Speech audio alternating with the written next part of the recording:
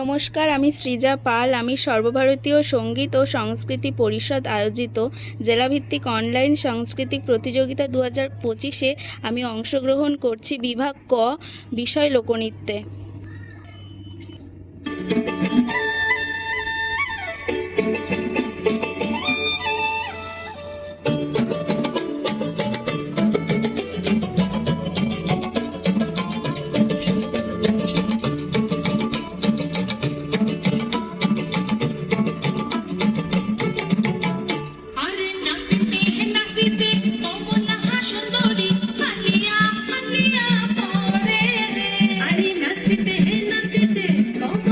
Should